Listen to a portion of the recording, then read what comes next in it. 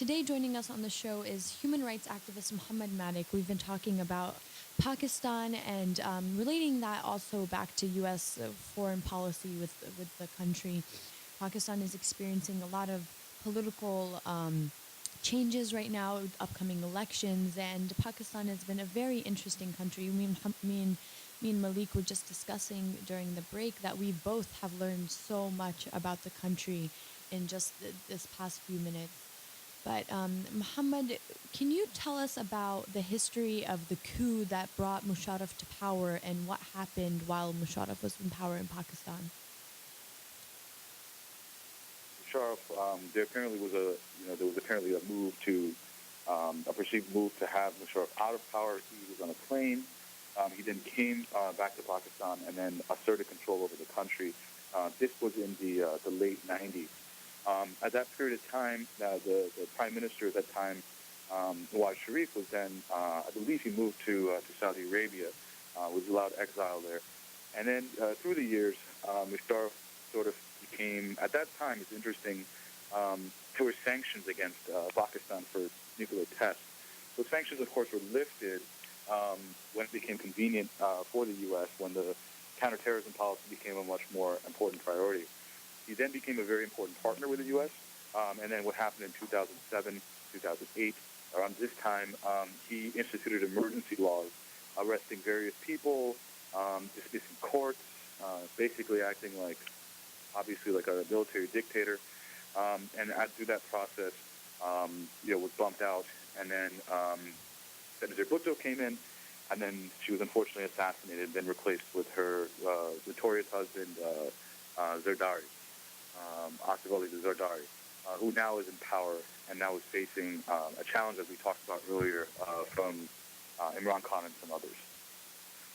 So, that's pretty much, I think, the state of sort of what happened in brief over the past 10 years. Mm-hmm. But right now, Musharraf is actually trying to see if he can run, and come back to the country. But even though he's facing, I believe he's facing a possible arrest if he does come back to Pakistan. I was about to mention that. I mean, at the time that Musharraf left and stepped down in 2008, his popularity was very low. He was widely disliked in the Pakistani community, and many of his supporters have since joined other parties. So, is there a likelihood that Musharraf will actually run in these upcoming elections? And is there a likelihood that he will be arrested on the charges that have been put up against him? I think Musharraf is operating under the assumption, some call it arrogant, some call it true. He's operating under the assumption that if he cozies himself up closely to the U.S.'s prevailing counterterrorism policy, which I think is increasingly becoming outdated, and if he codes himself up, for example, by making statements about normalizing relationships with Israel, as he recently did, that somehow, some way, the U.S. will find some funky way to help him come into power. I think it's not beyond him to actually have that kind of, I think, crazy assumption. But I think it's a very offensive idea that he would try to bamboozle his way back into the country. He has made some tours in the United States, trying to talk about how he wants to increase the security of the world and Pakistan and the U.S.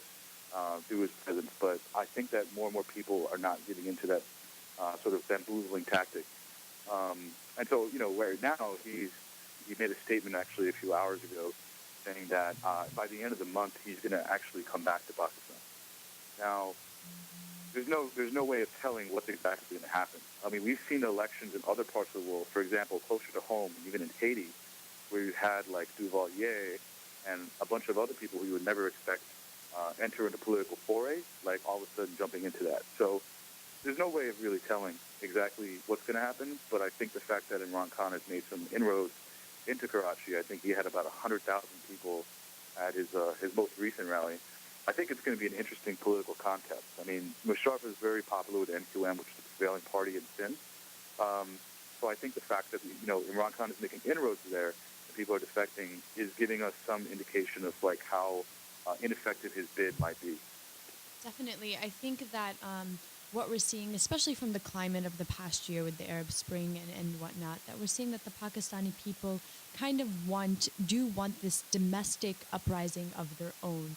They do want this Right. domestic revolution, and with the elections, correct me if I'm wrong, but elections are not supposed to be um, are scheduled for 2013, but there are some speculations that Mr. Zardari might step down. I don't know how true those allegations are. He said, yeah. So Zardari just put out a statement just recently saying he is not going to step down. But the funny thing about that is that his recent behavior has been, nothing but questionable.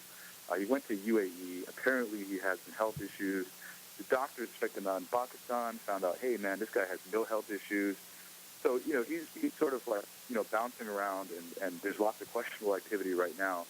Um, but, yeah, I mean, it's probably within the interest of the PPP right now with Gilani and with Zardari and all those folks.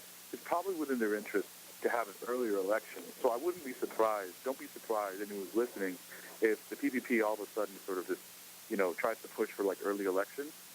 Because I think the fear is that, hey, if we try to, like, run out our term until 2013, there may be no guarantee that we're going to be around. The people literally might just oust us out of here. So I think we already have indications from various places that actually is a sort of widespread fear within the PPP sort of dominant government right now. Do you expect any kind of emergence of Bhutto's son, Bilal? Yeah, so some people speculate that he's I think going to be finishing up his education. Some people expect him to come in, but at the same time, I think that if you look at like the issues that people care about in Pakistan, and you look at the issues that people care about in the United States, it's very interesting. I mean, you look at even in Europe, people are really talking about the same things. They're talking about jobs, they're talking about healthcare, they're talking about education, right? And this is what people are protesting about, getting really mad about. And so I think that unless these folks, whether it's Imran Khan or Bilawar, Bhutto, like actually have like a proposal to address fundamental issues of social injustice and income inequality, I really doubt that they'll really have a mass appeal. So I mean, I'm not really sure about what's going to happen. I'm sure he'll probably will try to make some sort of bid, or maybe he might try to be strategically quiet. But it wouldn't be it wouldn't be surprising if he tried to do something in the next year. Yeah, one other question, Mohammed. Right next door in India, Pakistan obviously used to be part of India until they got the independence. Uh, India, with an emerging market, probably third or fourth in the world, great economic situation, got a very large Muslim population, at one of the largest in the world. What is the relationship between the Muslim community in India per se and vis-a-vis the Pakistanis? That's an interesting question because I think there's probably more hostility toward U.S. foreign policy than there is toward India right now in Pakistan. Traditionally there's been, obviously like sort of anti-India sentiment, anti-Pakistan sentiment. But I think what you find now is that there's a convergence, as I was saying earlier. I mean, yeah, as India becomes like this sort of world, quote-unquote world economic leader, or even China for that example, for that matter, you're seeing increasing income inequality. You're seeing slums. You're seeing like shantytown. So I think what's gonna emerge between Pakistan and India is really going to be a function of like how what the leaders in Pakistan decide which trajectory they're going to take. But right now, I think it's just fascinating for people. They should just know that the traditional things have changed so much in the past like 10 years that even the historical enmity between the two countries is becoming something that's less important than Pakistan really getting its house in order and being independent. Mohammed, do you think Pakistan will be an important something that 2012 U.S. presidential candidates will bring to their platform and kind of discuss as the election season picks up? Yeah, absolutely. I mean, I can predict this pretty easily, and I usually don't make predictions, but Pakistan is definitely going to be one of the most important, points talked about in foreign policy, along with, Iraq. And I think that, on the other hand, it's also the foreign policy debate is probably going to be dominated by Iran. So certainly, Iraq, Iran, Pakistan are going to be really hotly debated. But at the same time, we really don't know what's going to happen the next year. Yeah, as we've seen with the Arab Spring, there's really no telling what's going to happen in Pakistan. If you even look at, like, for example, Kashmir, before there was an Arab Spring, there was a Kashmiri Spring in the summer in 2010. It wasn't widely reported, but at the same time, it would not be surprising, unless there's overtures to Baluchis and also other folks in different regions in Pakistan. I wouldn't put it past folks to just rise up on their own if their government's not rising up for them. Muhammad, has the PTI party, and specifically because the PTI party has kind of labeled themselves as the progressive political party of the country, have they taken a stance on Kashmir? I'm not particularly sure what their stance would be.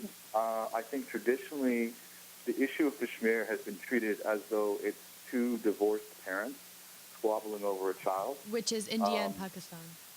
When those squabbling parents, would be India and Pakistan. So it's always been treated like that.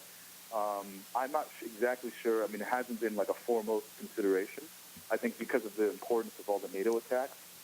So they've been more focused on Pakistani sovereignty. I think that's been like their main focus. But that would be interesting to sort of watch over the next few months, especially like before November.